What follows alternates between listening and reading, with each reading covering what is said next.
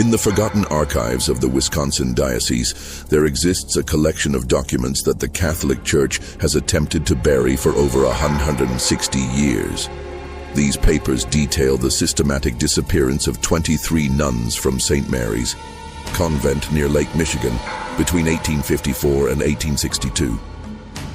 Church officials have dismissed these records as administrative errors and misinterpretations, but the testimony of 3 separate diocesan inspectors, along with a cache of private correspondence recently discovered in a sealed wall cavity during renovations, tells a story so horrific that even hardened historians have questioned whether such evil could truly exist within hallowed walls. What follows is the first comprehensive account of what many consider to be the most disturbing case of religious corruption in American history. A case that the Catholic Church has spent a fortune ensuring you would never hear.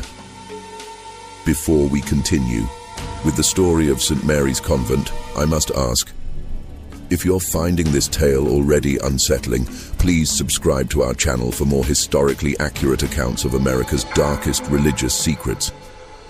Our community of mystery seekers spans all 50 states. Where are you listening from tonight? Leave a comment below. Now let's return to the Wisconsin countryside of 1854, where our story begins. The morning fog hung heavy over Lake Michigan as Bishop William Quarter's carriage rolled through the gates of what would become St. Mary's Convent. The Catholic Church had purchased the sprawling estate, a former lumber baron's mansion surrounded by 30 acres of dense woodland, with the intention of establishing the first major Catholic institution in the largely Protestant Wisconsin territory. This strategic expansion was part of a broader push to establish Catholic influence in America's rapidly developing frontier regions, where Protestant denominations were already gaining significant footholds. The limestone mansion with its 3 imposing wings and bell tower stood in stark contrast to the humble wooden churches that dotted the Wisconsin landscape. The central building, constructed in 1842, featured Gothic arches and narrow windows that seemed to watch like eyes over the surrounding countryside. 2 wings extended from either side. The east wing intended for the nuns' quarters, the west for the proposed orphanage and infirmary. Behind the main structure stood a small chapel, its spire rising above the treetops, visible from miles away across the flat Wisconsin plains. Local Protestant families viewed the arriving nuns with suspicion, their black habits and Irish accents, marking them as outsiders in a community dominated by German and Scandinavian settlers. The region's residents, primarily Lutheran and Methodist, had grown accustomed to the simple democratic structure of their own religious communities. The hierarchical nature of Catholicism, with its rituals and secrets, felt foreign and threatening. On the day of the convent's consecration, a small crowd gathered outside the gates. "Papists," muttered Elijah Hoffman, a respected elder at the local Lutheran church, as he watched the black-robed figures process into the chapel. "They'll bring their foreign ways here, corrupt our children with their idolatry." His companion, Wilhelm Schmidt, nodded grimly. "My grandfather fled Germany to escape the Catholics' persecution. Now they follow us even here." This sentiment, though not universal, reflected the deep religious tensions that would form the backdrop for the tragedy to come. "St. Mary's will serve as a beacon of God's mercy in this wilderness," Bishop Quarter announced to the small gathering of clergy and local dignitaries at the consecration ceremony. His voice echoed through the newly completed chapel, where morning light filtered through simple stained glass windows, casting pools of colored light across the wooden pews. Under the guidance of Mother Superior Catherine Murphy, this convent will offer shelter to orphans, comfort to widows, and healing to the sick. The bishop's Boston accent echoed off the stone walls as he introduced the 3 women who would lead the convent: Mother Superior Catherine, Sister Elizabeth Foster, and Sister Margaret Clark, all from established convents in the East. Mother Superior Catherine stood tall and imposing in her crisp black habit, her sharp features and penetrating gaze commanding instant respect. At 42, she carried herself with the confidence of a woman accustomed to authority. Her hands, when raised in prayer, were elegant but strong, hands that looked equally capable of comforting a child or disciplining a wayward novice. Those who met her often commented on her eyes, an unusual pale blue that seemed to see through pretense. Mother Catherine comes to us with the highest recommendations, the bishop continued. Her work at St. Augustine's in Boston has prepared her well for the challenges of frontier religious life. Sister Elizabeth, 38, with her perpetual smile and soft voice, would oversee the orphanage. Plump and maternal, with rosy cheeks and gentle hands, she seemed perfectly suited to care for abandoned children. When she spoke, it was always with a slight hesitation, as if carefully considering each word, a trait that many initially interpreted as thoughtfulness rather than calculation. Sister Margaret, 35, with her extensive knowledge of herbal remedies, would establish the infirmary. Tall and thin, with a serious demeanor and nimble fingers, she carried herself with the precision of someone who measured medicines by the drop. Her dark eyes missed nothing, and her knowledge of both traditional and modern medical practices had impressed physicians in Boston and New York. 20 younger nuns, most in their 20s and newly arrived from Ireland, completed the founding community. They stood in a perfect line, habits crisp, heads bowed in appropriate humility, as Bishop Quarter blessed each by name. Sister Agnes O'Connor, Sister Bernadette Walsh, Sister Teresa Donovan, Sister Mary Collins, young women who had left behind family and homeland to serve God in a strange new country. Their faces, though solemn during the ceremony, occasionally betrayed their youth and uncertainty when they thought no one was watching. The Lord has called us to this wilderness. Mother Catherine addressed her sisters that first evening, candlelight casting long shadows across the refectory. The smell of fresh bread and weak tea hung in the air, and the chill of the Wisconsin autumn seeped through the stone walls despite the large fireplace at the room's end. We will face hardships unknown to our Eastern counterparts. We will encounter suspicion from those who fear our faith. But we shall overcome through devotion and sacrifice. The young nuns, far from home and family, clung to her words like a lifeline in this strange new world. Sister Agnes whispered to Sister Bernadette as they prepared for bed that night, their narrow cots separated by barely an arm's length in the dormitory-style sleeping quarters. "Do you think the locals will ever accept us?" Her voice trembled slightly, betraying the brave face she had maintained all day. Sister Bernadette squeezed her hand in the darkness. "They feared our Lord too at first. We must show them through our works that we mean only good." The whispered conversation ended abruptly at the sound of footsteps in the corridor, Mother Catherine making her rounds, ensuring all was in order on their first night. The convent quickly established itself as a functioning religious community. The daily rhythm of prayers began with matins at 3 a.m., the bells tolled cutting through the pre-dawn darkness, summoning sleepy nuns from warm beds to cold chapel floors. The distinctive drone of Latin chants filled the chapel 7 times daily, from those early morning prayers through to Compline at 9 p.m. The sound became as much a part of the local landscape as the wind through the pines or the distant lowing of cattle. Between prayers, the nuns operated a small orphanage for abandoned children, tended the sick in a modest infirmary, and maintained extensive vegetable gardens.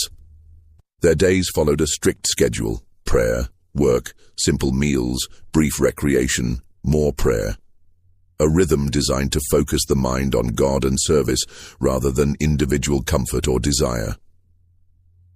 By the winter of 1854, the orphanage housed 12 children, mostly the offspring of Irish immigrant labourers who had died in railway or lumber accidents. Sister Elizabeth oversaw their care with apparent tenderness, teaching basic letters and numbers alongside Catholic doctrine. On Sundays, local families would sometimes visit after Mass, bringing small treats for the children and occasionally inquiring about adoption. Sister Margaret's infirmary began modestly, but quickly gained respect among local families. Her knowledge of traditional remedies, poultices for inflammation, herbal teas for fevers, special compresses for chest ailments, proved effective, especially during the harsh Wisconsin winter when doctor visits required dangerous travel through snow-choked roads. Their self-sufficiency impressed even the most skeptical neighbors, and gradually the local attitude shifted from suspicion to grudging respect. "They keep to themselves, but they do good work," admitted Elijah Hoffman grudgingly to his congregation after Sister Margaret had successfully treated his grandson's persistent cough.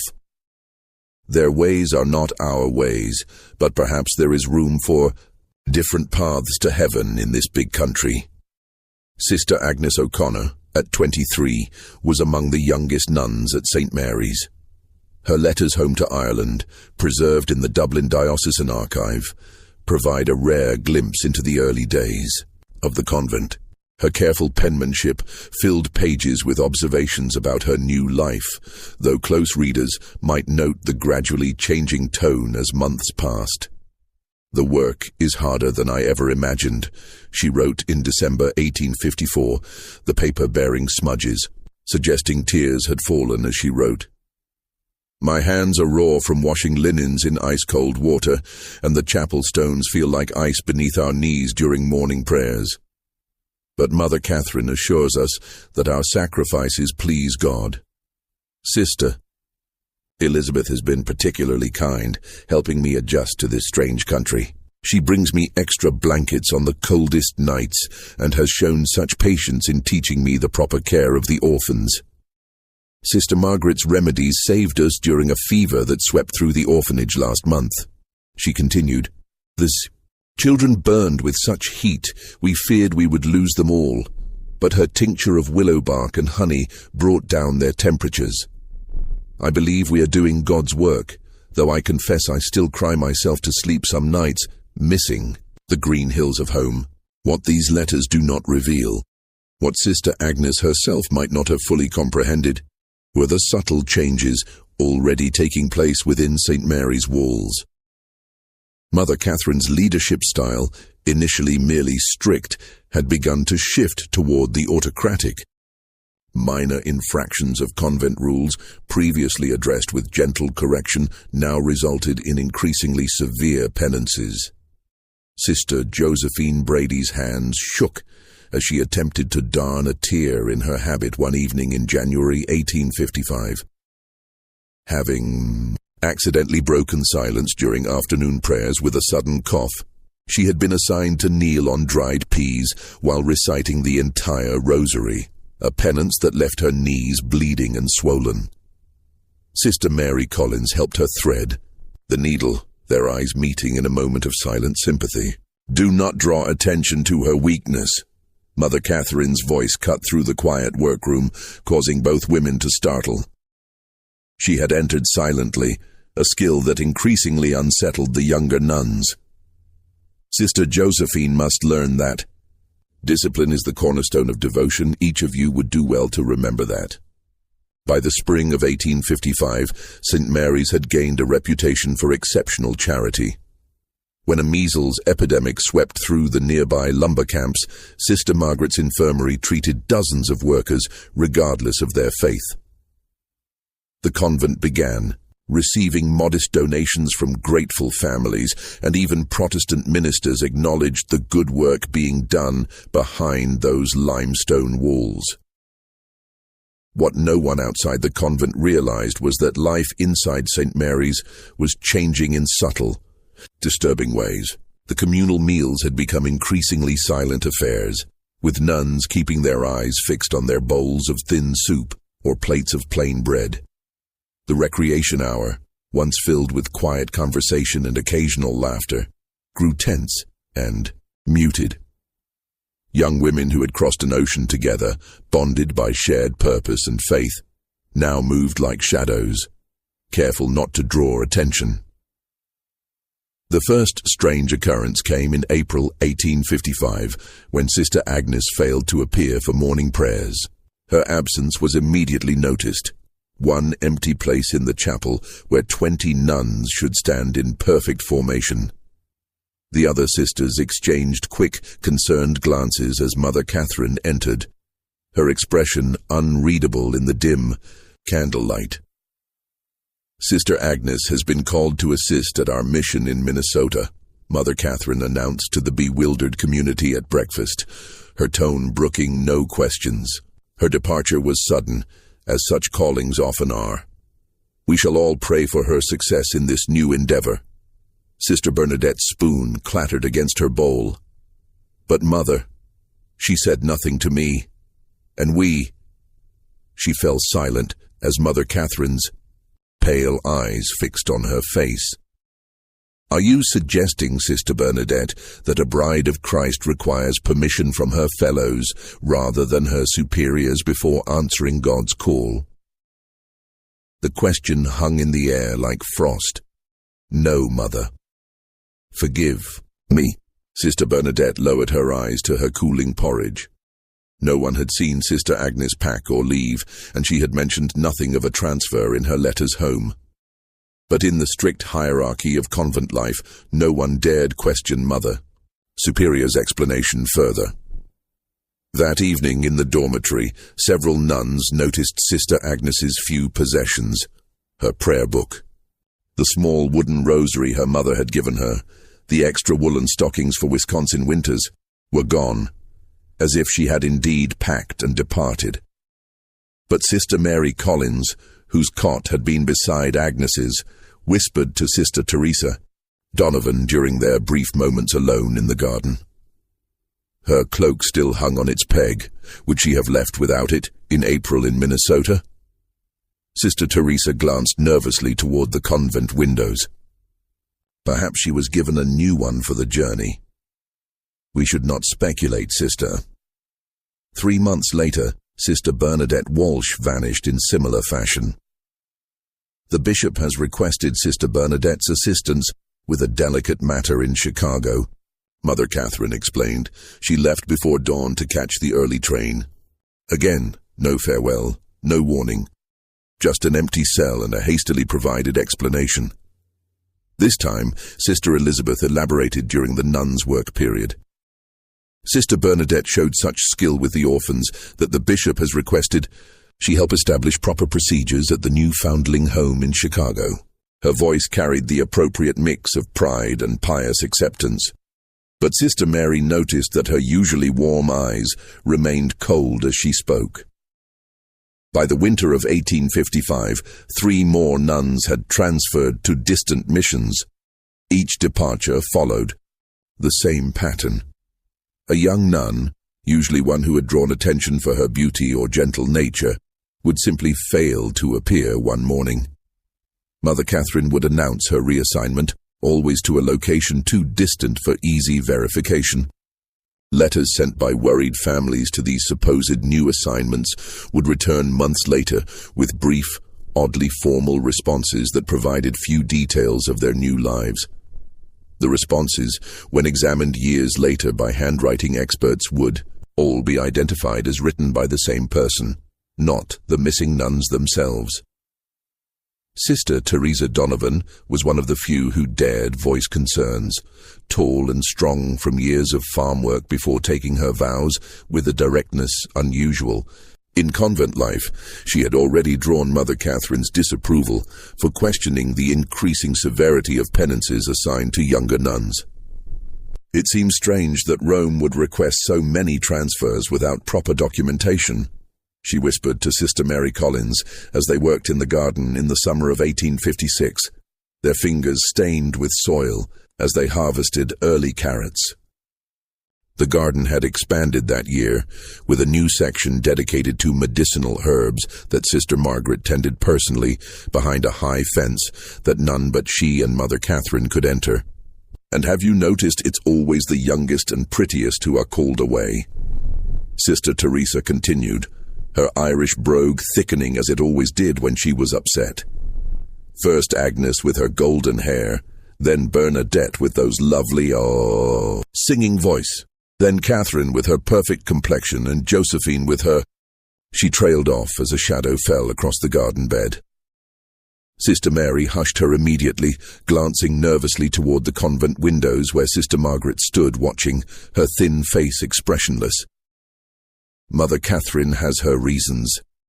We must trust in her wisdom. The following week, Sister Teresa was gone. Called to a contemplative retreat in Montreal was the official explanation provided at morning prayers. Sister Mary, now thoroughly frightened, kept her head down and her thoughts to herself. That evening, as she made her bed, she found a small piece of paper tucked beneath her pillow. A page torn from Sister Teresa's prayer book with a hastily scrawled message in the margin. Something is wrong. If I disappear, tell Father Ryan. The sight of her friend's handwriting, the ink still relatively fresh, sent a chill through Sister Mary that had nothing to do with the autumn air seeping through the stone walls.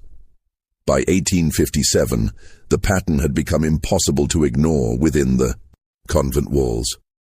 Of the original 20 junior nuns, only 12 remained. The official explanations continued. Special missions, retreats, transfers to nursing positions during disease outbreaks. To the outside world, St. Mary's continued to function normally. Local families still brought sick relatives to Sister Margaret's infirmary. Orphans still received care in Sister Elizabeth's orphanage.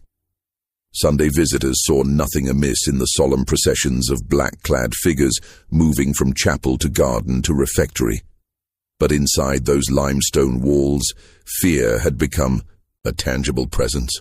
The remaining nuns spoke in whispers, avoided being alone, and watched in terror as their numbers dwindled. Mother Catherine's leadership grew more authoritarian. Minor infractions of convent rules resulted in severe penances, days of fasting, nights spent in prayer on cold stone floors, public confessions of increasingly intimate sins. Sister Claire O'Donnell, discovered with a small piece of chocolate sent by her family, was forced to kneel before the entire community and confess to gluttony and deception unworthy of a bride of Christ. Mother Catherine assigned her to fast for 3 days, taking only water and a single piece of bread at evening meal. When Sister Claire fainted during chapel prayers on the second day, it was Sister Margaret who revived her with smelling salts.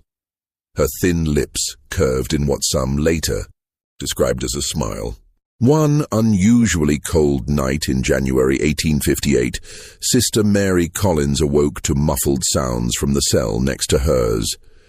Through the thin wall, she could hear Sister Rebecca Murphy sobbing, then a sharp whisper she recognized as Mother Catherine's voice. "You will come with us now. Make any noise, and you'll regret it." The sound of shuffling feet followed, then silence. Sister Mary lay frozen in her narrow bed, heart pounding so loudly she feared it would betray her wakefulness. The floorboards in the corridor creaked. 1, 2, 3 sets of footsteps moving away from Sister Rebecca's cell. Then a sound that would haunt Sister Mary's dreams for years to come.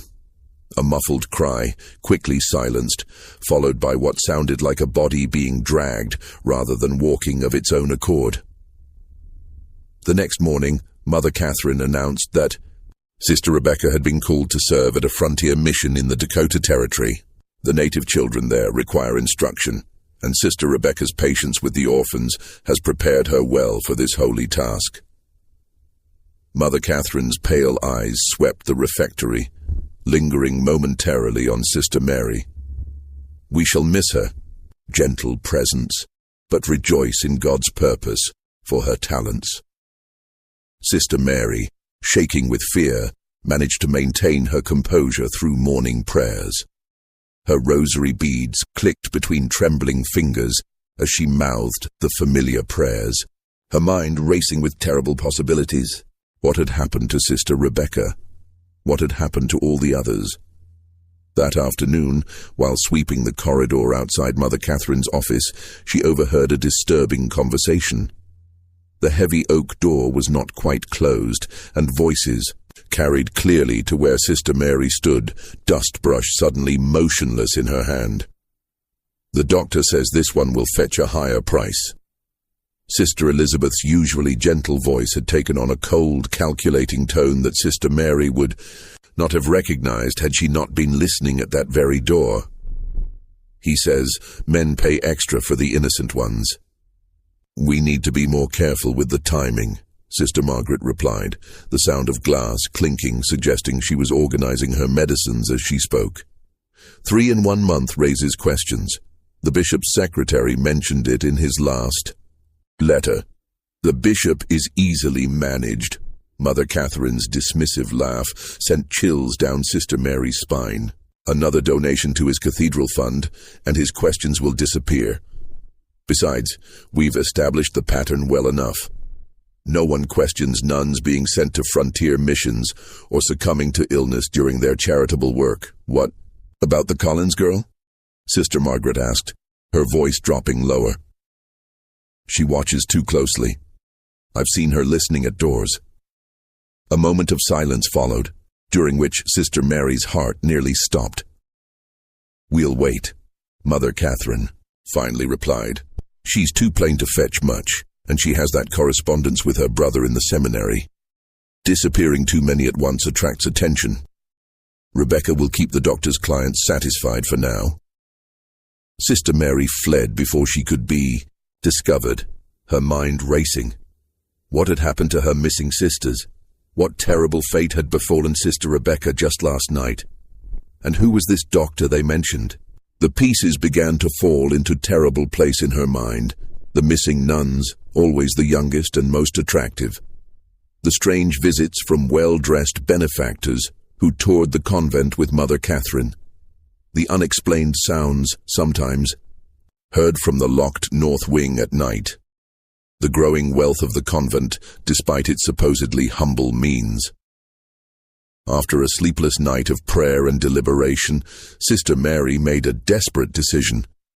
During her weekly duty collecting eggs from the chicken coop, the only time she was permitted beyond the convent walls without supervision, she slipped a hastily written note into the pocket of Jimmy Fletcher, the 12-year-old son of a local farmer who delivered milk to the convent each morning.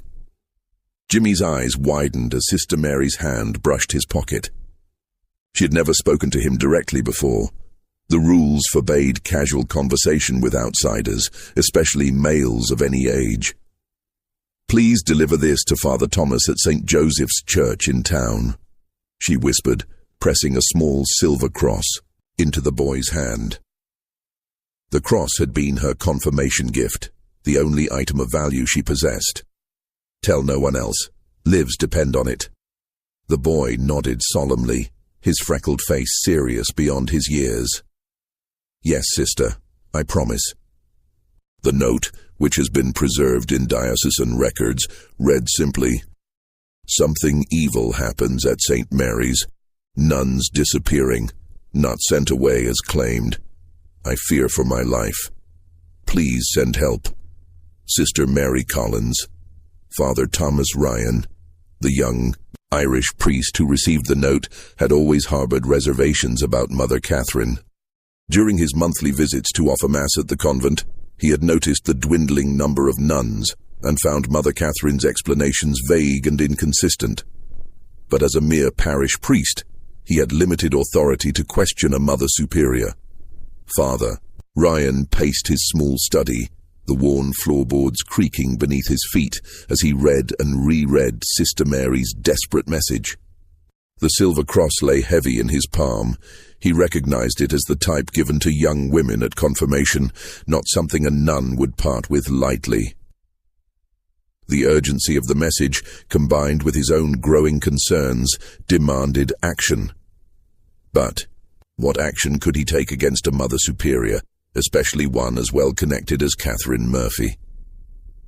Rather than confronting Mother Catherine directly, Father Ryan traveled to Milwaukee to speak with his superior, Bishop John Henney.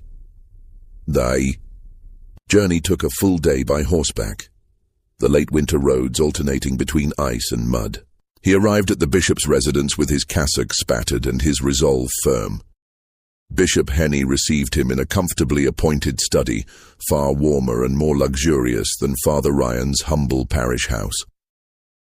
Construction of Milwaukee's New St. John's Cathedral dominated the conversation initially, the bishop proudly showing architectural drawings and discussing funding with animation. "It will be the finest cathedral west of New York," Bishop Henny declared, his German accent still pronounced despite decades in America. "A proper monument to our faith in this Protestant wilderness." Father Ryan nodded appropriately, waiting for an opening to introduce his concerns. When the bishop finally asked about his parish, the young priest carefully laid out his observations. The dwindling number of nuns at St. Mary's, the inconsistent explanations, and finally the desperate note from Sister Mary. The bishop's expression changed as Father Ryan spoke, his initial warmth giving way to a careful neutrality. "These are serious accusations, Father," he said, setting aside the silver cross without examining it closely. "Mother Catherine has explained each transfer to my satisfaction. But Your Excellency, 8 nuns have disappeared in less than 3 years, Father Ryan pressed. "No documentation has been provided for these transfers. No one has received consistent correspondence from these women after they supposedly left. The frontier missions require educated women," the bishop replied, with finality, rising from his chair to indicate the meeting was concluding. "I'll not have you spreading rumors that could damage the Church's reputation in this Protestant region. Mother Catherine has been most generous in supporting our cathedral building fund. Her spiritual leadership is beyond reproach." As the bishop ushered him out, he added with a note of warning, "Focus on your parish duties, Father Ryan. Leave the administration of convents to those appointed by God for that purpose." Father Ryan left the bishop's office discouraged but not deterred. If the proper channels would not address his concerns, he would need to find another way to investigate the mysterious disappearances at St. Mary's. The opportunity came in March 1858, when Bishop Henny assigned Father Ryan to collect the annual financial reports from parishes and religious institutions throughout the diocese. This official capacity gave him legitimate reason to examine St. Mary's records and perhaps find evidence of what had happened to the missing nuns. The March winds cut through Father Ryan's heavy coat as his horse-drawn buggy approached St. Mary's. The convent looked different somehow, the gardens more neglected, the windows darker, despite the mild spring weather that should have brought the nuns outdoors for their work. The bell tower that had once rung clearly for each divine office now sounded less frequently, its tone somehow muted. He was met at the door by Sister Elizabeth, whose customary smile seemed strained. Dark circles beneath her eyes suggested sleepless nights, and her typically neat habit showed small signs of neglect, a missing pin, a slight stain on the white collar. "Father Ryan, we weren't expecting you today," she said, her surprise poorly concealed. "Mother Catherine is indisposed today," she continued, leading him to a small cold parlor rather than the comfortable study where he usually met with the Mother Superior.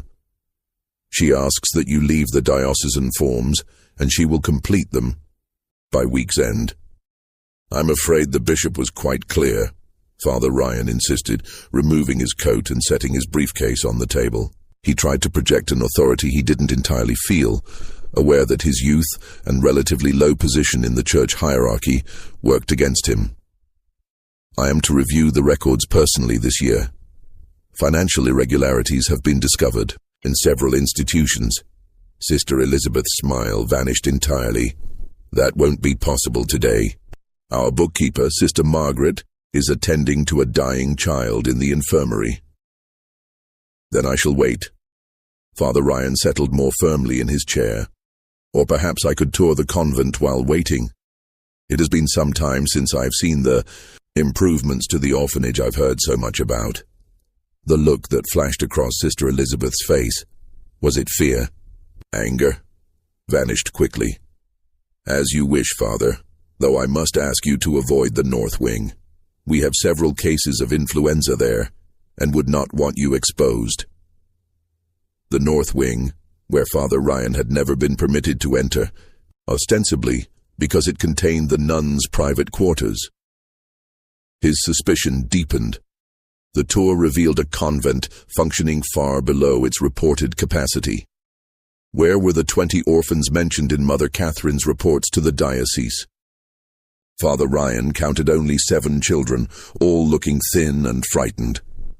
When he attempted to speak with a small girl sweeping the dormitory floor, Sister Elizabeth quickly intervened, sending the child away on an errand. The infirmary, supposedly caring for dozens of local residents, contained only 3 elderly patients, none showing signs of the reported influenza. Sister Margaret was nowhere to be seen, despite her supposed attendance on a dying child. Most disturbing was the clear reduction in nuns. Father Ryan had offered Mass at St. Mary's just 3 months earlier, and recalled at least 15 nuns in attendance. Today, he counted only 8, including Sister Elizabeth. When he inquired about specific nuns, he remembered Sister Rebecca, Sister Josephine, Sister Claire. He received the same vague responses about transfers and special missions. And Sister Mary Collins? He asked casually as they passed the laundry room, where 2 nuns worked silently at large washtubs, steam rising around their reddened hands. Sister Elizabeth's step faltered slightly. Sister Mary has been assigned to our mission in St. Louis. She left just last week. Her experience with the orphans made her particularly suited to the work there. Father Ryan nodded, hiding his alarm. The author of the desperate note was now among the disappeared. His suspicions now fully aroused, he requested to see the convent's chapel before departing. The chapel, once immaculate, showed subtle signs of neglect. Dust on the altar rails, unpolished candlesticks, wilting flowers that should have been replaced. The sacred space that had once housed 23 nuns in prayer now felt hollow, as if the very stones sensed the wrongness that had infiltrated St. Mary's. While Sister Elizabeth was momentarily distracted by a message from a novice, Father Ryan slipped through a side door he knew led to the residential wing. The corridor was eerily silent for mid-afternoon. Many of the cells stood empty, personal items gone, as if their occupants had indeed departed. As he turned to leave, a barely audible sound caught his attention. Something between a whimper and a moan coming from behind a heavy wooden door at the end of the corridor. The door, unlike the others, had a substantial iron lock. Father Ryan approached cautiously, listening intently. The sound came again, definitely human, definitely distressed. Is someone there? He whispered through the keyhole. Do you need help? A moment of silence, then a hoarse female voice. Father, is that you? Please help us, please. Before he could respond, the unmistakable voice of Mother Catherine rang out behind him. Father Ryan, this area is strictly cloistered. Your presence here is most inappropriate. He turned to find Mother Catherine flanked by Sister Margaret, and a large man he didn't recognize, not dressed as clergy or medical personnel, but in the rough clothing of a laborer, with arms thick as tree trunks and a face set in a threatening scowl. Forgive me, Mother, Father Ryan managed, struggling to keep his voice steady. I became turned around after visiting the chapel. Mother Catherine's pale eyes assessed him coldly. She had lost weight since he'd last seen her, her habit hanging loosely on her frame, but her authority seemed only to have intensified. This wing houses sisters under special spiritual direction. Their seclusion is essential to their devotional practice. I heard someone calling for help, Father Ryan countered, gathering his courage. You heard Sister Anne in the midst of her spiritual exercises, Sister Margaret interjected smoothly. Some of our more dedicated sisters practice mortification of the flesh. Their cries can be misinterpreted by those unfamiliar with advanced devotional practices. "Mr. Callahan will show you out." Mother Catherine nodded to the burly man. "We will send the financial reports to Milwaukee by week's end." The man named Callahan stepped forward, his posture suggesting he was accustomed to enforcing Mother Catherine's will through means not entirely spiritual. "This way, Father," he said, his voice carrying a hint of menace beneath the forced politeness. The man gripped his arm with unnecessary force. Father Ryan caught one last glimpse of the locked door. Who had spoken to him? What did she mean by us? How many women were being held behind that door? The moment his buggy cleared the convent gates, Father Ryan whipped his horse into a gallop, his mind racing faster than the animal's hooves. The voice, the locked door, the missing nuns, the frightened children, the intimidating presence of the man called Callahan, all pointed to something sinister occurring at St. Mary's. This was beyond his authority as a parish priest. He needed official intervention. Bypassing Bishop Henny, whom he now suspected of either complicity or willful ignorance, Father Ryan sent an urgent telegram to Archbishop John Hughes in New York. Grave concerns regarding St. Mary's Convent, Wisconsin. Suspicious disappearances of multiple nuns. Evidence of imprisonment. Possible danger to remaining sisters. Request immediate diocesan investigation. Local bishop unresponsive. Father Thomas Ryan, St. Joseph's Parish. If you're feeling a chill down your spine as our story unfolds, you're not alone. Our community of mystery seekers often reports physical reactions to these dark historical accounts. Take a moment to like this video and share it with someone who appreciates true historical mysteries. Your engagement helps us continue uncovering America's hidden secrets. Now, as we return to 1858, a storm is brewing over St. Mary's Convent that will reveal horrors beyond imagination. Archbishop Hughes, known for his no-nonsense approach to diocesan management, responded swiftly. Rather than alerting Bishop Henny, he dispatched his personal secretary, Monsignor Patrick Kelly, to conduct a surprise inspection of St. Mary's. Monsignor Kelly arrived unannounced at the convent gates on April 17, 1858, accompanied by Father Ryan and 2 senior priests from neighboring parishes. The spring day dawned clear and mild, the kind of day that typically filled Wisconsin farmers with hope for the coming planting season. But as the clerical party approached St. Mary's, a sense of foreboding seemed to hang over the limestone buildings. Ravens circled the bell tower, their harsh cries breaking the morning stillness. The reception they received spoke volumes. Mother Catherine, usually composed and commanding, appeared flustered by their arrival, her pale face flushed with what might have been anger or fear as she recognized Monsignor Kelly's official robes and the sealed documents he carried. The convent itself seemed in disarray, with nuns scurrying about in what appeared to be panicked activity. Through an open window, Father Ryan glimpsed 2 young nuns hastily carrying armfuls of papers toward the kitchen, where the large cast-iron stove burned regardless of the season's warmth. The acrid smell of burning paper drifted through the courtyard. "This is most irregular, Monsignor," Mother Catherine protested as the clerical party entered the main hall. Her voice, usually controlled and melodious, had taken on a brittle edge. "We have protocols for official visitations.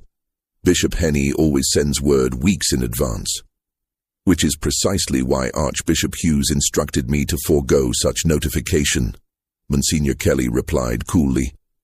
In his 50s, with silver hair and the weathered face of a man who had seen both war and peace, the Monsignor projected an authority that even Mother Catherine seemed unable to challenge directly.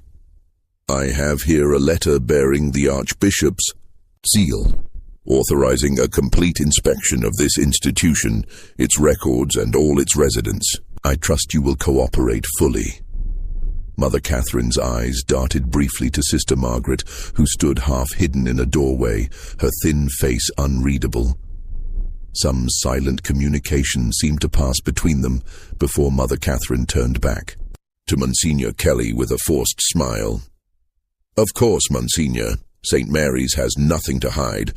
However, I must insist that you respect the enclosure of our cloistered sisters. Some are engaged in spiritual exercises that must not be interrupted. My authority extends to all areas of this convent, Mother Catherine," Monsignor Kelly replied, unfolding the Archbishop's letter and holding it before her. "No exceptions." What followed was a day-long investigation that would later be described in Monsignor Kelly's 40-page report as unveiling a tableau of horrors unprecedented in the modern church. The inspection team split up, with Father Ryan leading Monsignor Kelly directly to the locked door in the residential wing, while the other priests began interviewing the visible nuns and examining financial records. As they approached the north wing, they encountered Sister Elizabeth blocking the corridor, her usually pleasant face set in uncharacteristic determination. "Mother Catherine has forbidden entrance to this area, Monsignor. We have sisters in spiritual retreat." "Sister Elizabeth," Monsignor Kelly said gently but firmly, "I speak with the authority of Archbishop Hughes. Open the door, or I shall be forced to consider you in violation of your vow of obedience." Sister Elizabeth's composure cracked slightly. "You don't understand what you're doing," she whispered, her voice suddenly desperate. "He will be most displeased." "He?" Father Ryan questioned. "Do you mean Bishop Henny?" Sister Elizabeth merely shook her head, eyes darting nervously toward the windows as if expecting someone to appear. After a moment's hesitation, she stepped aside. The locked door, when finally opened under threat of ecclesiastical censure, revealed a shocking scene. 5 nuns, including the missing Sister Rebecca, were confined in what had once been a storage room. The space, perhaps 15 feet square, contained only a chamber pot in the corner and thin pallets on the floor. The single high window had been boarded over, leaving the room in near darkness, save for the light now streaming through the open door. The women were pale, malnourished, and showed signs of physical abuse. Their habits were torn and soiled, their faces gaunt with hunger and fear. One, later identified as Sister Josephine Brady, was heavily pregnant, her swollen belly incongruous against her thin limbs. The stench of unwashed bodies and human waste was overwhelming. Father Ryan turned aside momentarily, fighting nausea, while Monsignor Kelly crossed himself in horror. "In the name of all that's holy," the Monsignor whispered, "what has happened here?" Sister Rebecca, once robust and quick to smile, now a skeletal figure with hollow eyes, struggled to her feet. "Father Ryan," she managed, her voice cracked from disuse or screaming, "you came back." "They're preparing us," she whispered as Father Ryan helped her to a chair hastily brought from the corridor. "For the doctor. For the house in Chicago." "What doctor?" Monsignor Kelly asked gently, kneeling beside her despite his age and dignity. "What house in Chicago?" "Dr. Matthews," Sister Rebecca replied, her voice dropping to a whisper. "He comes to examine us, to see which ones are suitable." She closed her eyes, trembling. "The men pay more for nuns, for brides of Christ. That's what Mother Catherine tells them." While Father Ryan and Monsignor Kelly attended to the imprisoned nuns, ensuring they received water, food, and medical attention, the other priests made equally disturbing discoveries elsewhere in the convent. In Sister Margaret's private quarters, accessible only through a hidden door in the infirmary, they found shelves lined with suspicious medicines, laudanum, chloroform, and other substances typically used for rendering patients unconscious. A leather-bound journal detailed treatments administered to various nuns, with clinical notes about their responses and suitability for transportation. Simultaneously, the priests examining the financial records discovered alarming discrepancies. While the convent reported minimal income from donations and manual work, its accounts showed regular, substantial deposits, far more money than a frontier convent could legitimately earn. Most disturbing were coded entries referring to packages delivered and special commissions completed, each corresponding to the disappearance of a nun. Transferred Sister Agnes O'Connor, 4 May 1855, commission $400, read one entry. Package delivered to Chicago establishment, condition excellent. Another more disturbing, Sister Teresa Donovan, unsuitable for transfer due to resistance, terminated November 1856, no commission. As the investigation deepened, a pattern of horrific abuse and exploitation emerged. Through patient questioning of the traumatized nuns, Monsignor Kelly pieced together the truth. Mother Catherine, Sister Elizabeth, and Sister Margaret were not legitimate religious leaders at all, but impostors who had infiltrated the Catholic system years earlier. Sister Claire O'Donnell, one of the rescued nuns, provided crucial testimony once she felt safe enough to speak. "I overheard them one night," she whispered, clutching a blanket around her shoulders despite the room's warmth. Mother Catherine was arguing with Sister Margaret about their past. She called her Catherine, said they'd come too far to risk exposure now, that they'd changed identities before and could do it again if necessary. The real Mother Catherine Murphy had died shortly after arriving in Wisconsin, poisoned, according to testimony from Sister Margaret's former assistant in the infirmary. She added something to Mother Catherine's evening tea, the young nun testified. The original Mother Catherine began vomiting blood that very night. Sister Margaret diagnosed it as consumption and isolated her. None of us were permitted to attend her in her final days. The 3 senior nuns had then systematically taken control of the convent, establishing connections with a network of so-called houses of charity across the Midwest that were, in reality, brothels catering to wealthy clients with specific preferences. Young nuns who caught their attention, particularly those noted for their beauty, innocence, or gentle nature, were prepared for a terrible fate. First came isolation through increasingly severe penances for fabricated infractions. Then drugging, often with laudanum from Sister Margaret's medical supplies. The selected nuns would be violated within the convent itself by paying benefactors, wealthy men from Chicago, Milwaukee, and as far away as St. Louis, who paid premium prices for the opportunity to defile brides of Christ. They would come after Compline, when the convent was supposed to be silent, Sister Rebecca explained, her voice emotionless, as if detachment was the only way she could relate such horrors. Men in fine clothes, smelling of cologne and whiskey, Mother Catherine, would lead them to the north wing where we were kept. They paid extra to have us wear our habits during the violation. Those who became pregnant, like Sister Josephine, were kept isolated until delivery, after which they would be transported to brothels in Chicago or St. Louis, where they would be forced into prostitution.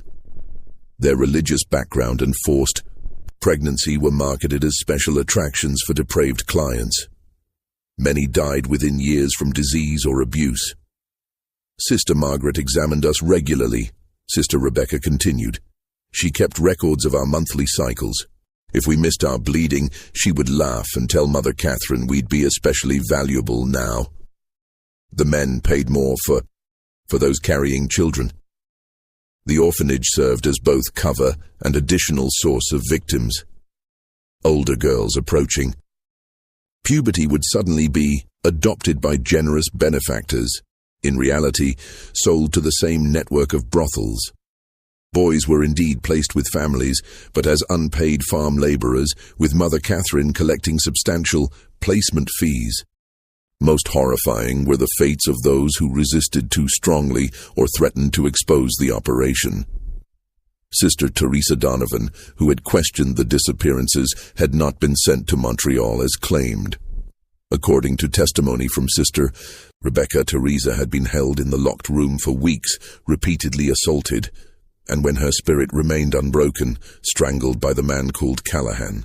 Her body, along with those of at least 3 other nuns who had similarly resisted, lay buried in unmarked graves in the convent's vegetable garden. "Mother Catherine made us watch," Sister Claire said, tears streaming down her face. She said, "It was a lesson in obedience." Sister Teresa fought until the end. She was praying the rosary even as Callahan tightened the rope around her neck. As evening fell on that fateful April day, Monsignor Kelly ordered the immediate closure of St. Mary's Convent. The surviving nuns were removed to safety, local authorities were notified, and guards were posted to prevent anyone from fleeing or removing evidence. Mother Catherine, Sister Elizabeth, and Sister Margaret were placed under ecclesiastical arrest, confined to their cells under watch until civil authorities could take custody. "I was following orders," Sister Elizabeth whimpered as she was led to her cell. "Mother Catherine said it was God's will, that the money was needed for the church's greater glory." Mother Catherine maintained a stone-faced silence, her pale eyes revealing nothing of her thoughts as the door closed on her temporary prison. Only Sister Margaret showed emotion, a strange half-smile playing at her thin lips as she was led away. "You understand nothing of what you've discovered," she told Monsignor Kelly. "We serve a higher purpose than you can imagine." But the church's attempt to handle the matter discreetly soon unraveled. Mr. Callahan, the burly enforcer who had been absent during the inspection, returned after nightfall. Finding the convent under guard, he fled to Chicago, where he apparently warned his associates. By the time local sheriffs arrived the following morning with arrest warrants, Mother Catherine and Sister Margaret had somehow escaped their confined quarters. Only Sister Elizabeth remained, found kneeling in the chapel in a state of catatonic shock. "The window was still locked from the inside," reported the priest who had been guarding Mother Catherine's room. "The door showed no signs of forced exit. It's as if she vanished into thin air." More likely, the convent's long history had provided secret passages unknown even to the church authorities. Escape routes perhaps dating back to the building's origins as a lumber baron's mansion, where illicit meetings and emergency departures might have been anticipated in the rough frontier days. The subsequent civil investigation uncovered the full extent of the operation. Financial records seized from Mother Catherine's hidden safe revealed transactions totaling over $100,000, equivalent to roughly $3 million today, over 8 years. Coded ledgers identified 23 nuns and 17 orphaned girls who had been trafficked to brothels across the Midwest. Correspondence with business partners in Chicago, St. Louis, and even New Orleans detailed the specialized services offered and the premium prices commanded. "A genuine sister of charity, untouched before our establishment, minimum $300, read one letter to a Chicago brothel owner. Special requests, habit, religious implements, additional $50 per session. Pregnant sisters command $500 for exclusive patrons.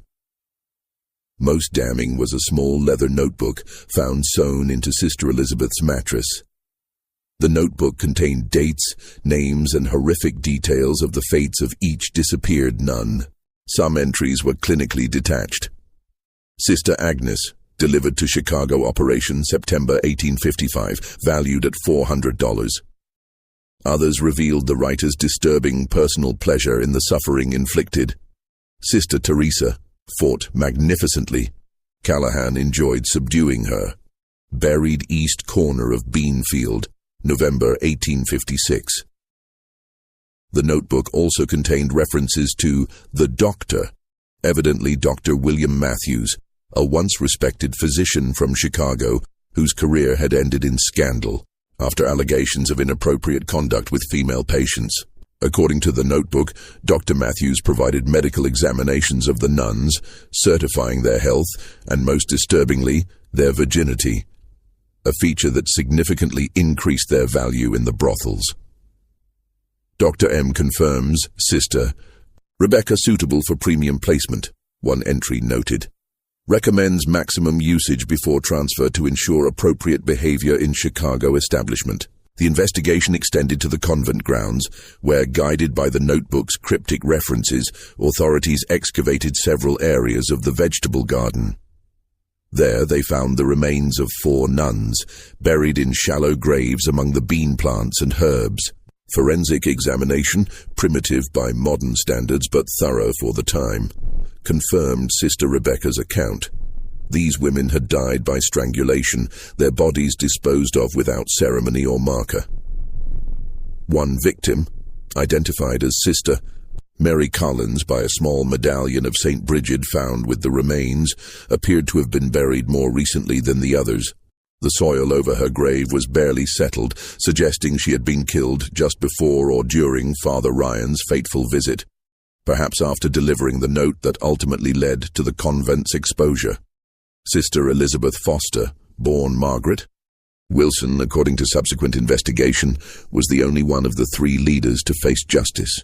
Found mentally unfit to stand trial, she was committed to the Wisconsin State Asylum, where she died in 1863, having never spoken another word. Her medical records, preserved in state archives, describe her as catatonic except during night hours, when she screams about the master coming to punish her betrayal. Mother Catherine Murphy, real name unknown, and Sister Margaret Clark, identified later as Catherine Donovan, no relation to the murdered Sister Teresa, disappeared completely. Unconfirmed reports placed them in New Orleans, then Havana, operating similar schemes with young women immigrants, but they were never apprehended. A nationwide alert distributed their descriptions to law enforcement agencies across the country. Mother Catherine was described as approximately 45 years of age, 5 feet 8 inches tall, blue eyes, graying brown hair, speaks with slight Boston accent, carries herself with unusual authority. Sister Margaret was approximately 40 years of age, 5 feet 10 inches tall, very thin build, dark eyes, black hair with premature gray streaks, speaks precisely, knowledge of medical terminology. Despite these detailed descriptions and a substantial reward offered by both civil authorities and the church, the women seemed to vanish into America's vast frontier. Occasional reports would surface, 2 women matching their descriptions, seen boarding a steamboat in New Orleans or establishing a ladies' finishing school in Havana. But by the time authorities investigated, the women would be gone. Mr. Callahan, identified as James Callahan of Chicago, was captured 6 months later in a brothel raid and hung for the murder of a police officer during his arrest. Before his execution, he confirmed many details of the St. Mary's operation, but claimed ignorance of the leaders' whereabouts. They planned for this, he told the prison chaplain the night before his execution. Mother Catherine always said they had escape routes prepared, new identities waiting. They'd done it before, she said, changed their skins like snakes when necessary. When pressed about the references to the master found in Sister Elizabeth's writings, Callahan became agitated. Don't ask about him, he warned. He's not someone you want to know, not someone you want knowing you. Whether this master was a religious delusion, a code name for a high-ranking accomplice, or something else entirely, remains one of the unsolved mysteries of the St. Mary's case. No further documentation ever established his identity or confirmed his existence beyond these cryptic references. The church moved quickly to contain the scandal. Bishop Henney was quietly removed to a monastery in Europe, where he spent his remaining years in what church documents described as prayerful reflection on his administrative failings. His personal correspondence, however, suggests a man haunted by more than mere negligence. The blood of those poor women cries out to heaven, He wrote to a fellow bishop in 1860, "I cannot sleep for hearing their voices. Mother Catherine assured me the funds were for missionary work. I never questioned. God forgive me, I never questioned." The convent buildings were demolished, the land sold, and the proceeds used to establish a legitimate orphanage in Milwaukee. No mention was made in official church communications of the bodies discovered on the grounds or the crimes committed within those walls. The site was deconsecrated in a private ceremony attended only by Monsignor Kelly and Archbishop Hughes, with no public announcement. The surviving nuns were dispersed to convents across the country, each required to sign confidentiality agreements that would excommunicate them if they ever spoke of what had occurred at St. Mary's. Most lived out their lives in silent obedience, their trauma unaddressed, their suffering unacknowledged. Sister Josephine Brady gave birth to a daughter 2 months after her rescue. Despite her pleas to keep the child, church authorities placed the infant with a Catholic family in Pennsylvania, with strict instructions that the circumstances of her birth remain secret. This separation compounded Sister Josephine's trauma, and historical records indicate she died by suicide in 1861, leaving behind a letter that read simply, "I cannot forget. I cannot forgive. Not them, not the church, not myself. May God have mercy on us all." Sister Rebecca Murphy became an unlikely voice for reform within the church. Rejecting the imposed silence, she left religious life and, using the name Rachel Martin to avoid church censure, published an anonymous account titled The Dark Convent in 1865. Though the book was denounced by Catholic authorities as Protestant propaganda and quickly suppressed, surviving copies reveal a detailed account that aligns precisely with the official investigation records. In the book's conclusion, she wrote, "What happened at St. Mary's was not merely the work of 3 evil women who infiltrated holy orders. It was enabled by a system that values silence over truth, institution over individual, reputation over justice. Until the Church confronts this fundamental flaw, there will be other St. Mary's, other victims, other crimes hidden behind sacred walls." The suppression of the Dark Convent was swift and nearly complete. Church authorities purchased and destroyed every copy they could locate. Catholic newspapers denounced it as anti-Catholic fiction and scurrilous propaganda. Protestant publishers, while initially eager to promote a work that confirmed their suspicions about Catholic institutions, became wary of legal action and ceased printing the book after its first run. Rachel Martin herself disappeared from public record after 1866.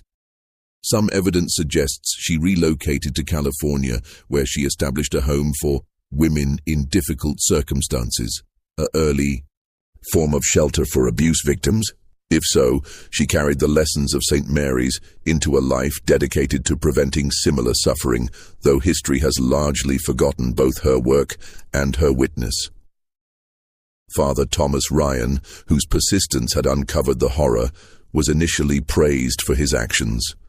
However, as the church hierarchy began to worry about the scandal's potential damage, he found himself reassigned to a remote parish in northern Minnesota.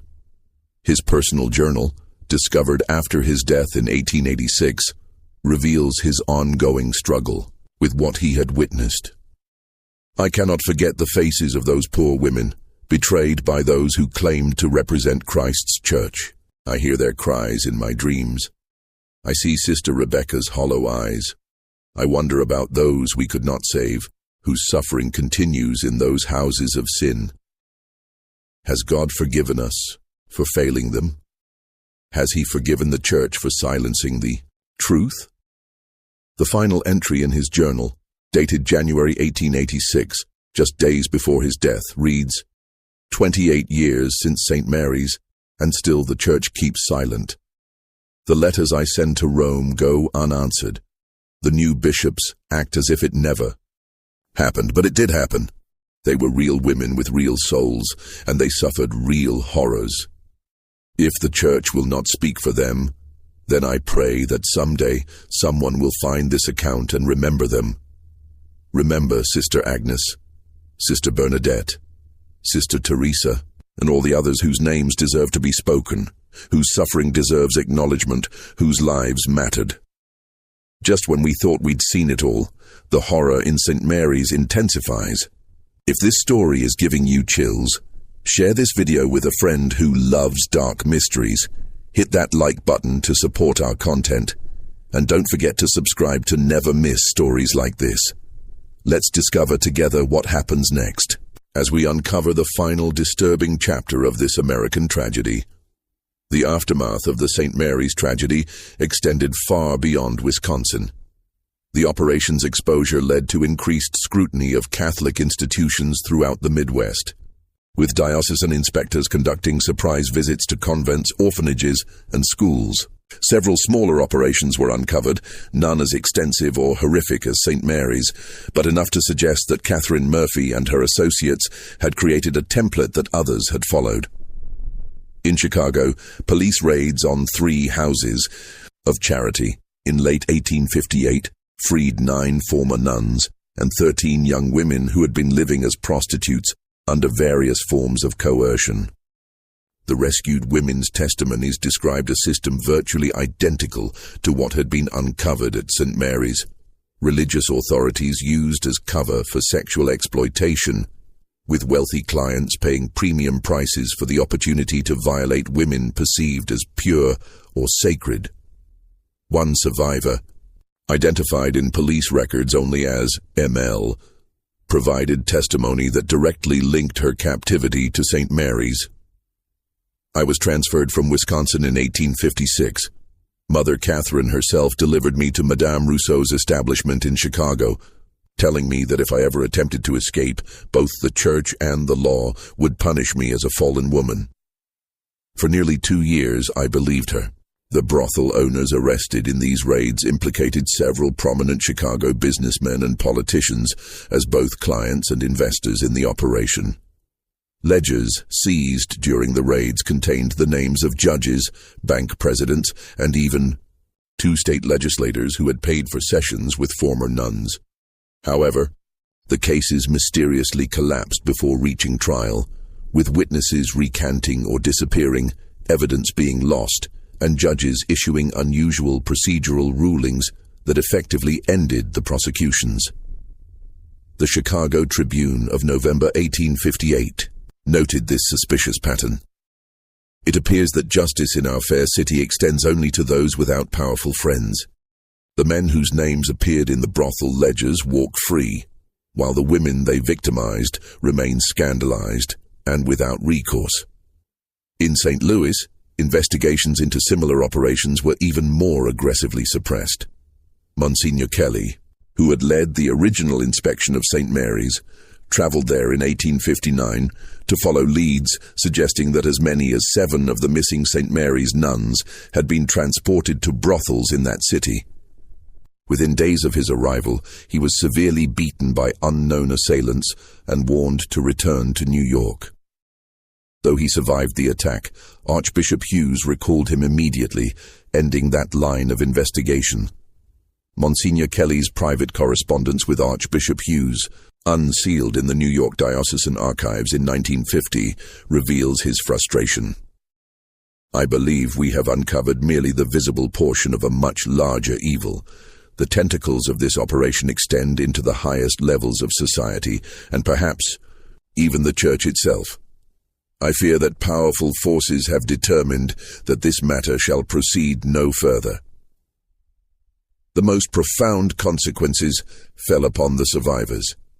The 12 nuns rescued from St. Mary's faced challenges that the Church was ill-equipped to address.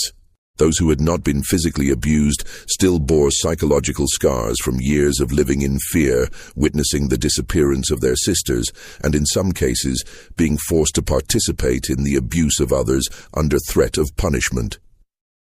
Sister Claire O'Donnell, who had been forced to help restrain Sister Teresa during her murder, developed what modern psychiatry would recognize as severe post-traumatic stress disorder. Transferred to a convent in Philadelphia, she was repeatedly disciplined for screaming during the night and speaking inappropriately about her experiences at St. Mary's.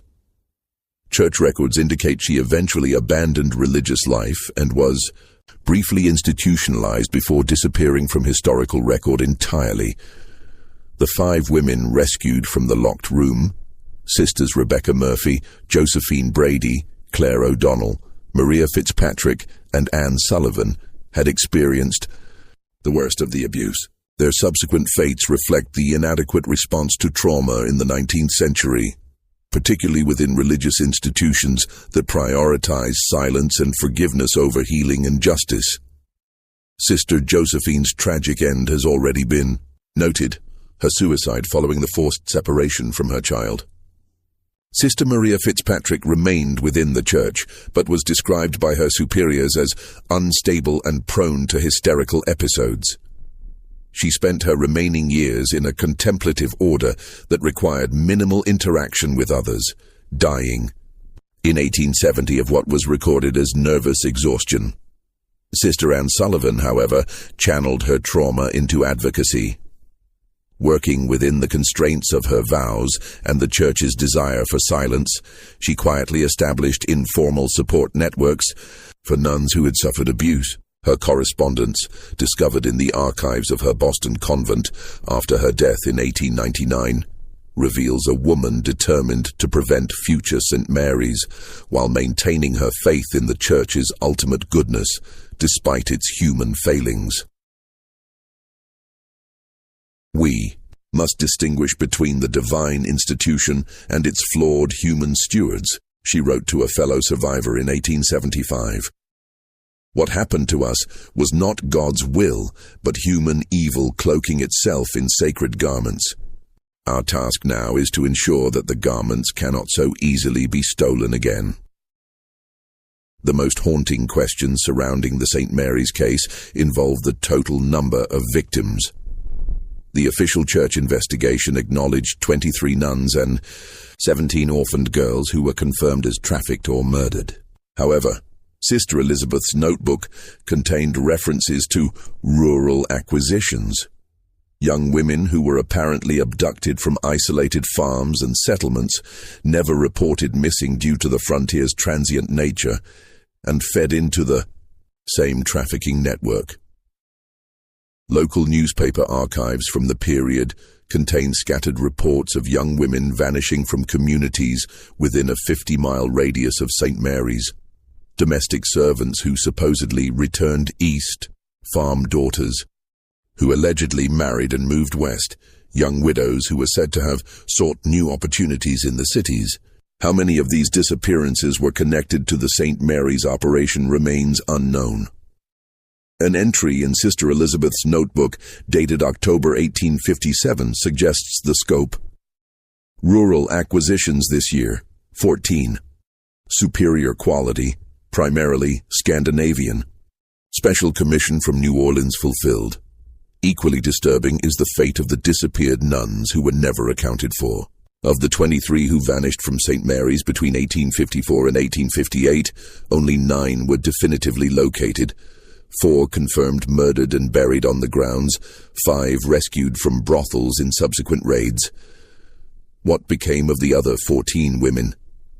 Records suggest they were sold to more distant operations in New Orleans, San Francisco, and possibly even overseas. Despite periodic efforts by individual church investigators, their ultimate fates remain unknown. A partial answer came in 1872, when a Catholic missionary in San Francisco reported encountering a woman in a waterfront brothel who claimed to have once been Sister Catherine Walsh of St. Mary's Convent in Wisconsin. By the time church authorities followed up on this report, the woman had died of typhoid fever, her body buried in an unmarked pauper's grave. Whether she was indeed one of the missing nuns cannot be confirmed, but the missionary's detailed description of her account aligns precisely with the known facts of the St. Mary's case. The most enduring mystery surrounds Mother Catherine Murphy and Sister Margaret Clark, the architects of the entire operation. How had they originally infiltrated legitimate religious orders?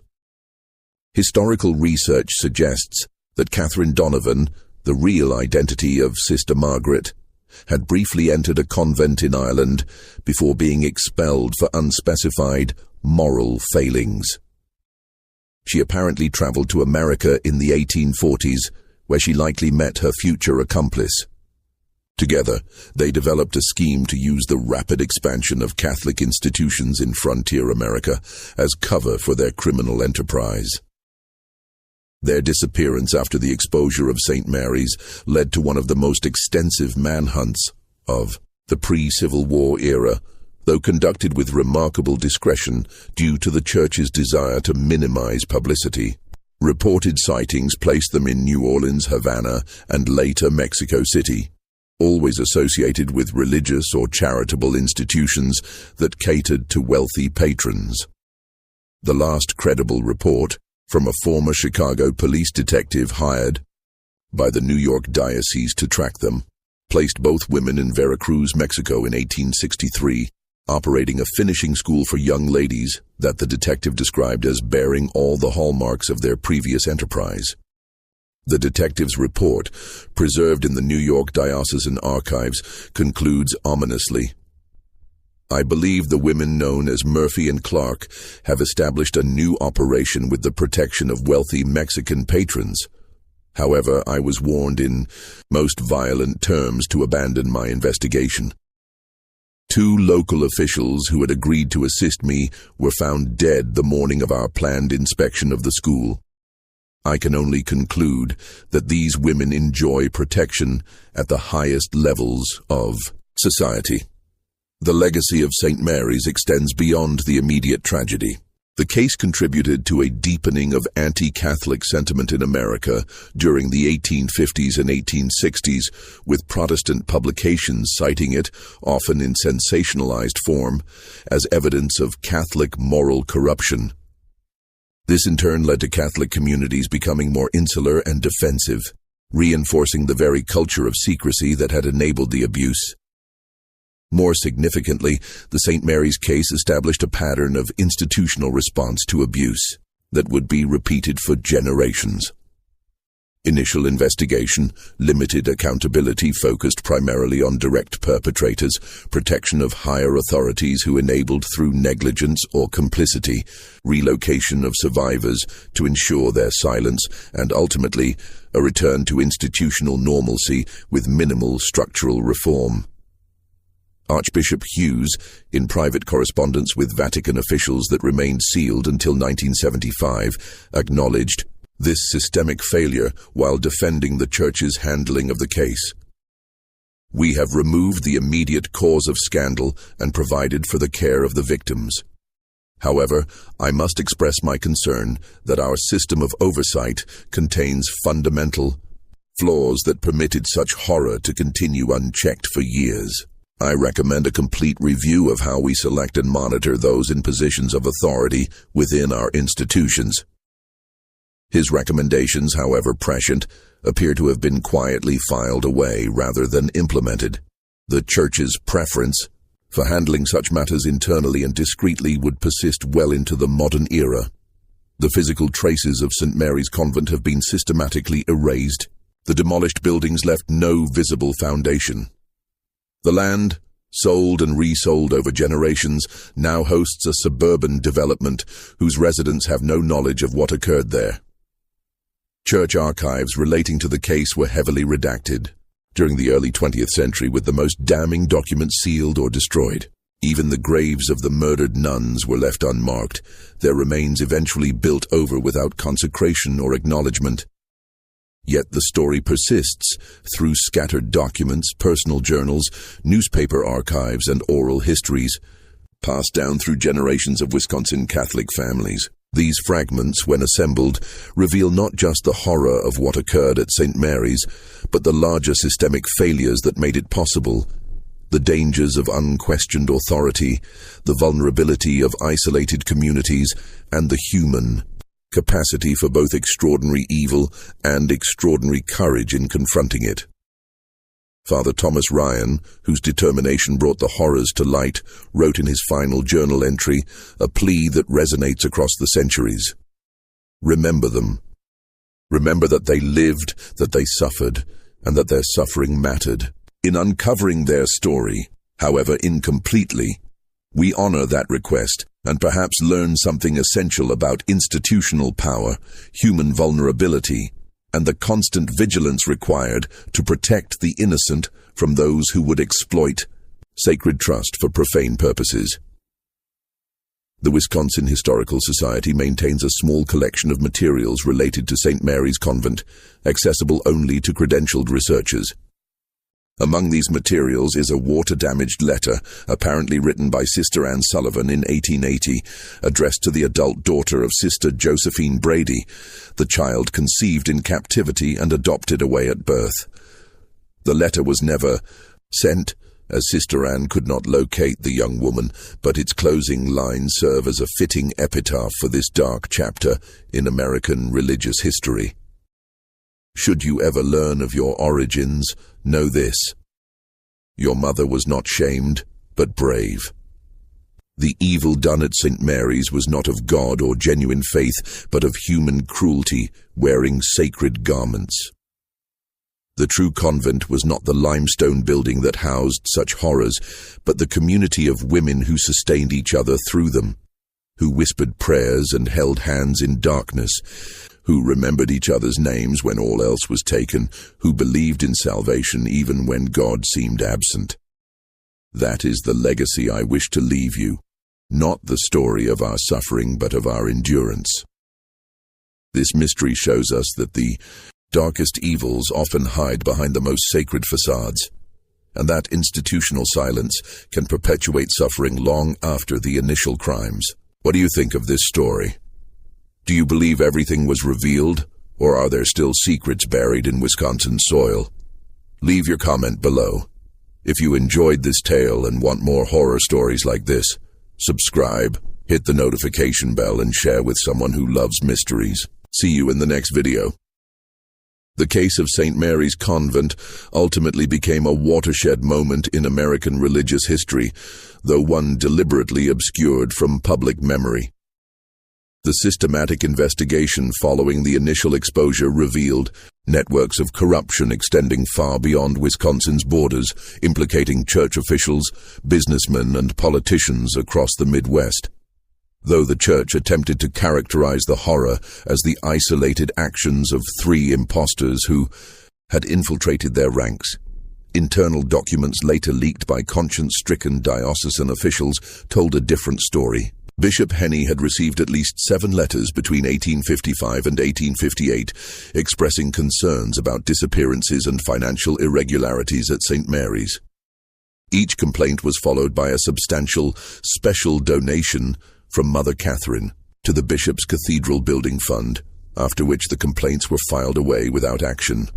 The leaked correspondence included a particularly damning exchange from 1856, in which a junior priest reported to Bishop Henney that a local farmer had found a blood-stained nun's habit in the woods near St. Mary's. The bishop's response directed the priest to return the garment to Mother Catherine with our compliments, and assure the farmer that theatrical performances at the convent sometimes employ red paint for dramatic effect. A donation of $500 to the cathedral fund followed 3 days later. Local historian Margaret Holloway, whose grandmother had been a domestic servant at a neighboring estate, recorded an oral history in 1932 that adds another disturbing layer to the story. Grandmother said people knew something was wrong at St. Mary's. On still nights, screams could be heard coming from the north wing. When neighbors inquired, they were told it was spiritual exercises or penitential prayers. No one questioned further because in those days, Catholic practices seemed foreign and mysterious to Protestant sensibilities. But grandmother said the local children would run past the convent grounds, afraid of the sad ladies in black who watched from the windows with empty eyes. In 1890, nearly 3 decades after the events, an elderly woman arrived at the Chicago office of the Pinkerton Detective Agency. She identified herself as Mary Callahan, sister of the executed James Callahan. She carried a leather portfolio containing documents she claimed her brother had hidden before his capture. correspondence between Mother Catherine and clients across the country, detailed financial records, and most disturbingly, a list of clerical and political figures who had either patronized or protected the operation. My brother was no innocent, Mary Callahan reportedly told the Pinkerton agent, her face lined with years of carrying the terrible knowledge.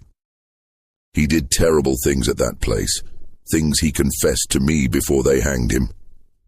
But he was a mere servant in this devil's work. Before he died, he told me where to find these papers. He said to keep them safe until the principal architects of this evil had gone to their judgment.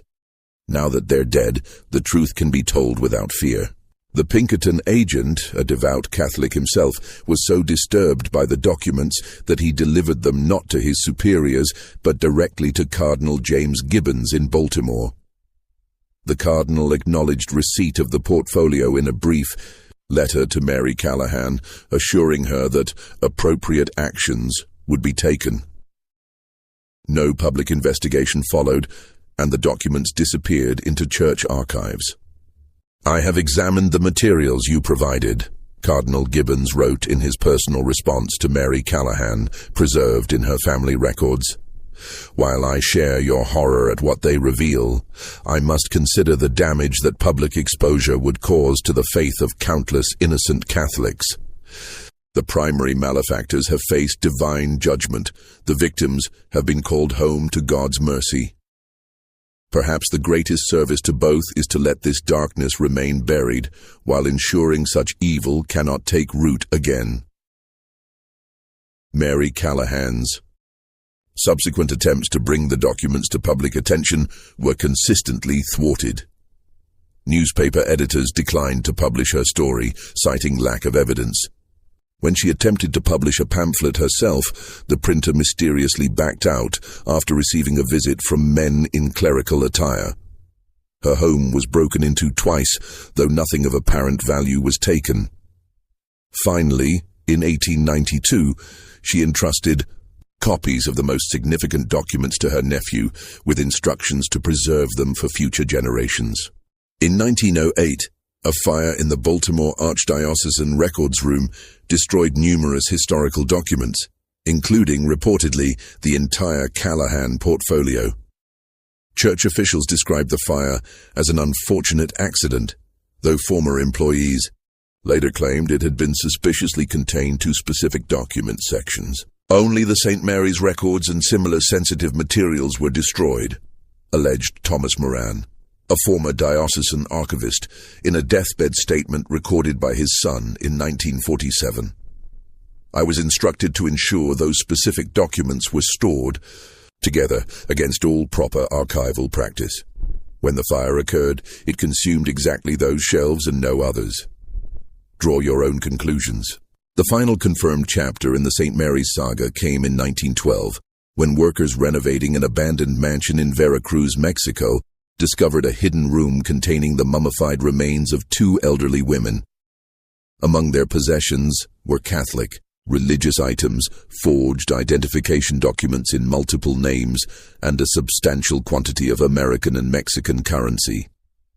Most telling was a small golden locket containing a miniature painted image of St. Mary's Convent as it had appeared. In the 1850s, the bodies were seated in chairs facing each other, reported La Verdad de Veracruz on March 12, 1912. They appeared to have died simultaneously, perhaps while taking their evening tea, which was found set out before them. The cups contained traces of a substance local physicians identified as a powerful poison derived from local flora. Whether this represented suicide or murder remains unknown. Mexican authorities, uncertain of the significance of their discovery, eventually released information to American newspapers.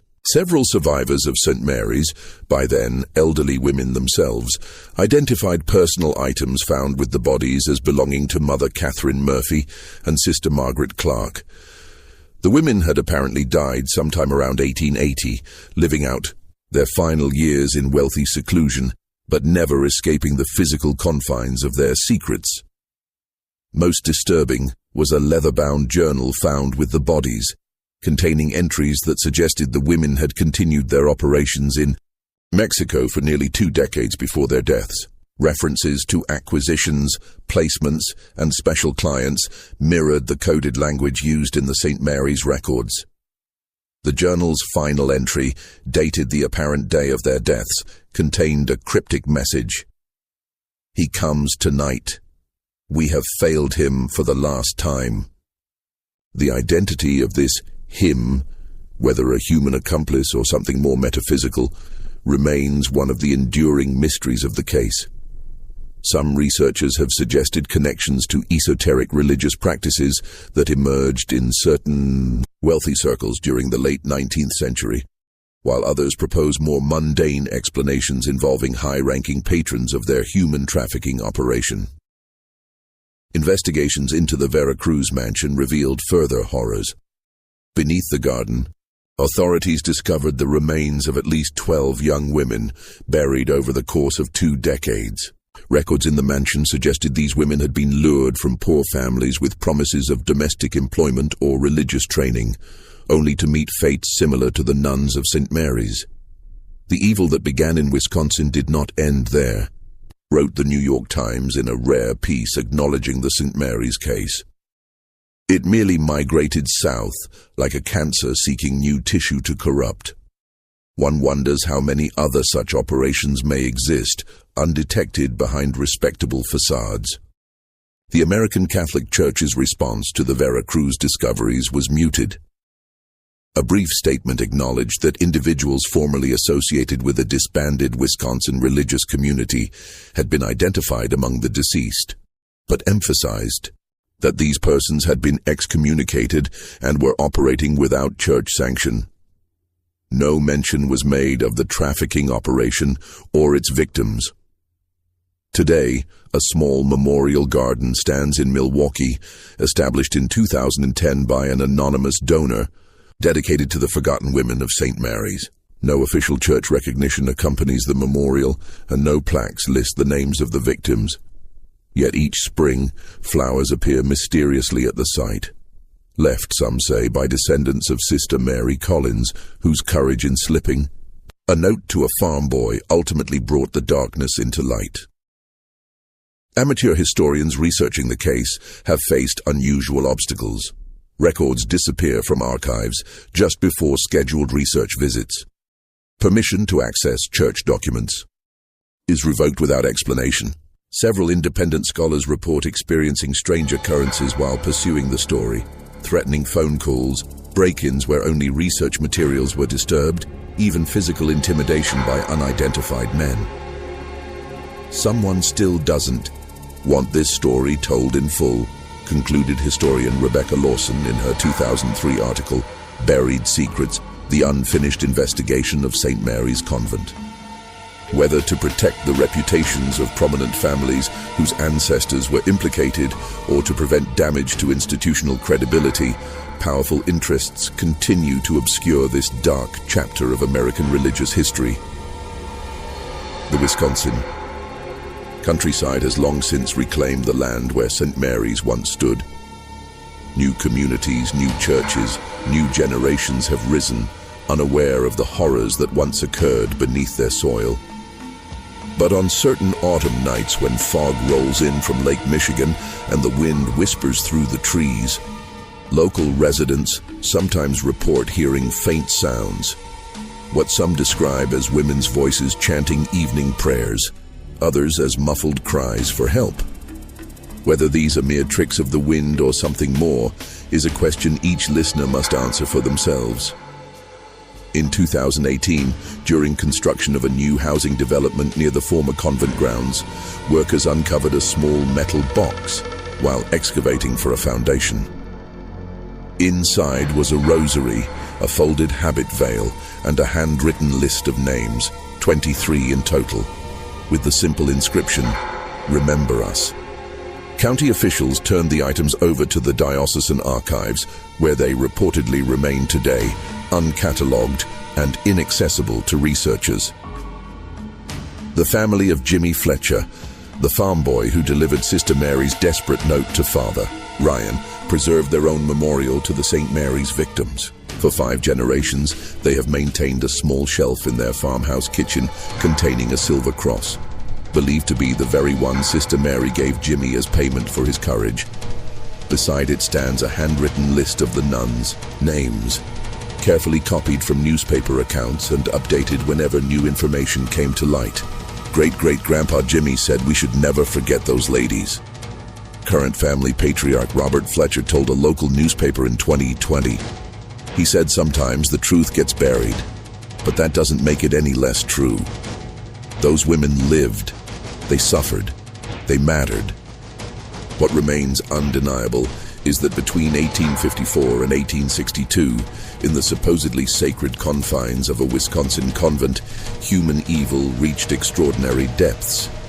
That such evil was possible, and that the systems meant to prevent it instead enabled it, stands as a sobering reminder of our capacity for both depravity and denial.